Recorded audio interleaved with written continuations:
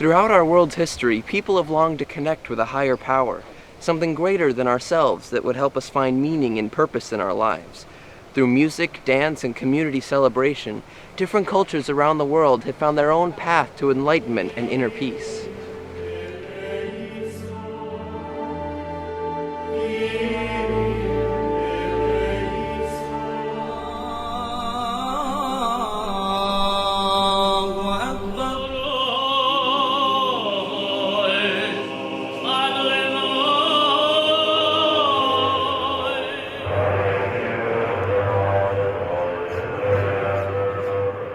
But there's also a downside to religion. Thousands of years of power struggles, terrorism, oppression, extreme violence, and death, all done in the name of God.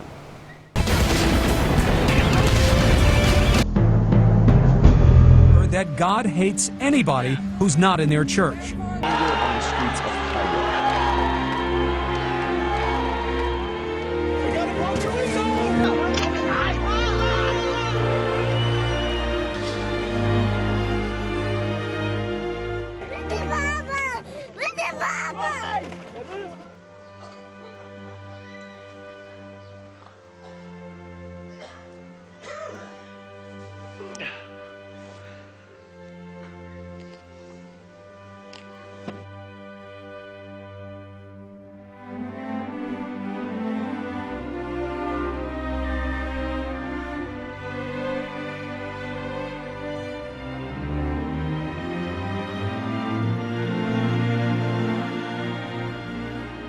For as long as I can remember, I was taught to respect and accept the religious beliefs of others, and for a while I assumed everyone else was taught the same thing.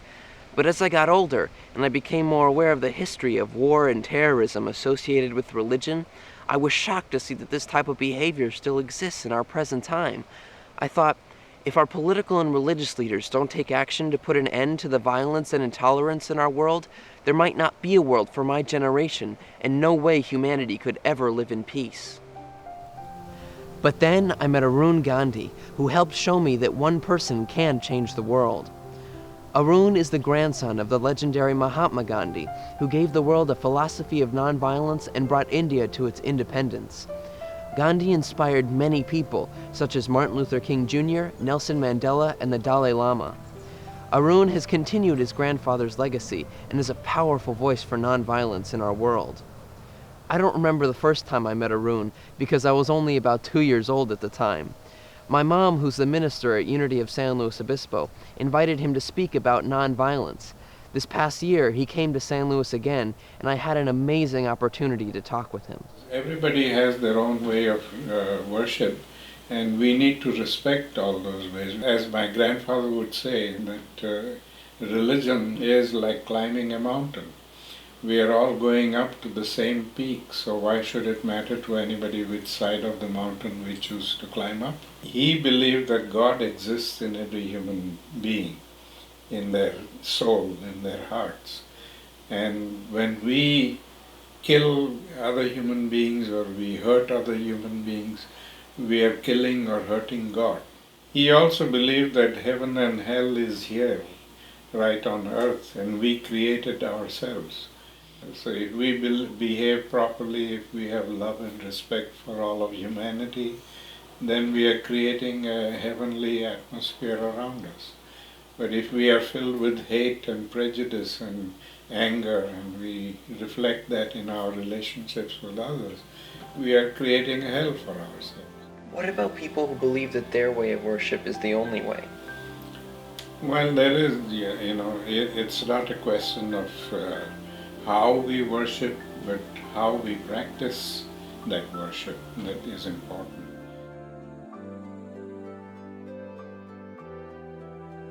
I decided to go out into my community and find religious leaders who are making a conscious effort to embrace diversity. Probably the best example of that would have been the Second Vatican Council, and we're looking at the 50-year anniversary of that. 50 years seems like a long time, but in the context of the Catholic faith, it's not that long at all.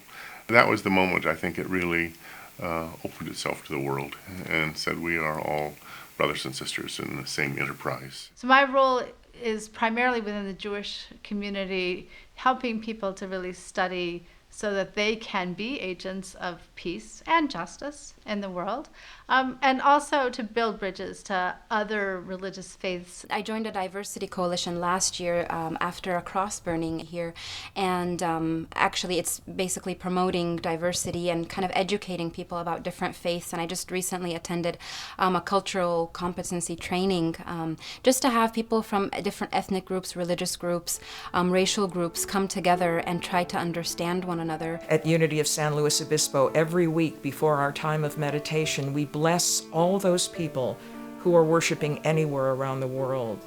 And I always say that the unconditional love of God is so powerful that it speaks to each of us in a language that we can understand and embrace. Choosing a life of nonviolence begins with understanding the concept of passive violence. We commit passive violence all the time, every day, consciously and unconsciously. Things like discrimination, oppression, looking down on people, teasing people, name-calling, and prejudices, and all of these things that we do. And that generates anger in the victim. And the victim then resorts to physical violence to get justice. So it is passive violence that fuels the fire of physical violence. So logically, if we want to put out the fire of physical violence, we have to cut off the fuel supply. And since the fuel supply comes from each one of us, we have to become the change that we wish to see in the world. And the truth is that peace in the world begins with me, with peace in my heart, with peace in your heart, making peace with all of the issues that cause us resentment. And once we heal ourselves, once we accept ourselves, we can move about in the world accepting others. So relationships, ideally, in the philosophy of nonviolence, must be built on the four concepts of respect, understanding, acceptance, and appreciation. We have to respect ourselves and respect each other and respect our connection with all of creation. And this is very important because a lot of people today tell me that we are independent individuals and we will do whatever we like and it's nobody's business. We are not independent individuals. We are interdependent, interconnected, and interrelated. And what happens to us happens to others, and what happens to others happens to us. And we have to respect that. And if we respect that, then we will understand who we are and what we are and why are we here on earth.